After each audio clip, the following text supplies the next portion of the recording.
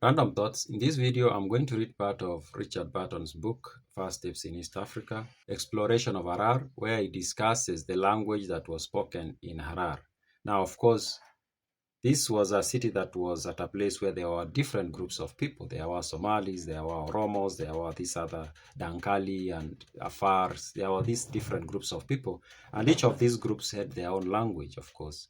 But then the city itself also had its own language, which I found to be very interesting.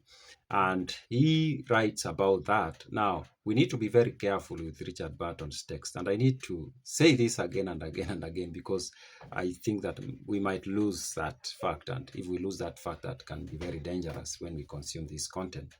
Richard Barton, number one, was a spy, a British spy. So he wasn't into trying to have a scholarly approach to things. We can say that he was more into portraying issues in ways that will benefit the British. So we might not even figure out that that's what he was doing here, but there is a likelihood. There is always that potential. Number two, we have to bear in mind that he did not live in Harar long enough. And he acknowledges it actually. He stayed there for days, I think, maybe months. And so that's not long enough time for you to study some things and come up with very clear understanding of what they are, especially when you are in a society that is very foreign to you. So we need to be very careful about that. But having said that, let's read this part where he tells us, or he tries or attempts to tell us about the language that was spoken in Harar during the time he visited, which is 1850s. And he says, these professors teach Muslim literature through the medium of Harari, a peculiar dialect confined within the walls. Like the Somali and other tongues in this part of Eastern Africa, it appears to be partly Arabic in etymology and grammar, the Semitic Zion being grafted upon an indigenous root. The frequent recurrence of the guttural ha renders it harsh and unpleasant, and it contains no literature except songs and tales, which are written in the modern Naskhi character. So, of course, we also need to understand that this guy came from an era when he had perceptions of what was good and bad based on who it belonged to. So, for example, he says that the language is unpleasant. Of course, you can't say today. You can't say that today because it's awkward. It's, what do you mean unpleasant? Which language is pleasant and which one is unpleasant? And how can we objectively arrive at that conclusion? Of course, we can't. But he says, according to him, this is a language that was a mixture of two languages. He says a mixture of Arabic and another language, which he seems not to be very clear about. But he says it's a mixture of Arabic and another language. And he continues to say, I would willingly have studied it deeply, but circumstances prevented. The explorer too frequent must rest satisfied with decreeing from Miss Pisgah the promised land of knowledge, which another more fortunate is destined to conquer. So he acknowledges that actually he did not get enough time to go into studying this language in detail.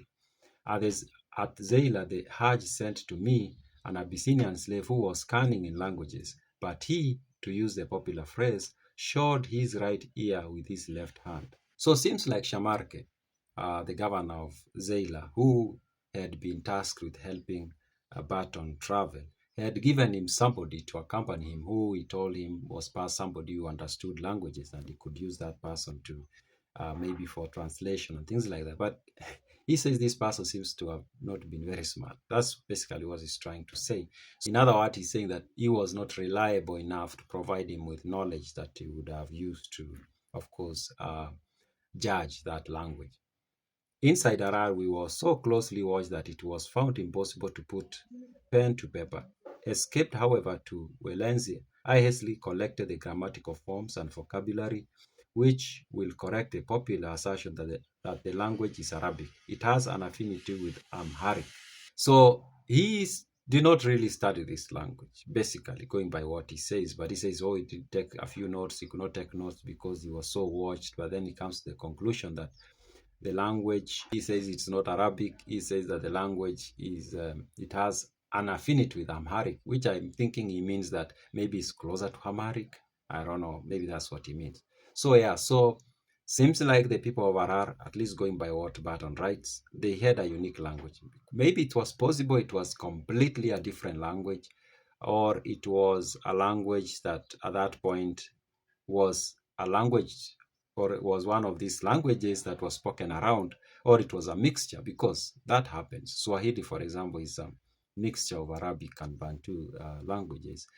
So there's a possibility that Harari, the language, which I think most likely still exists, and I would like to hear from people who know more about this language, is likely something similar to Swahili. It's a language that emerged when several languages collided, and it emerged and it became like sort of a lingua franca. Those are my random thoughts.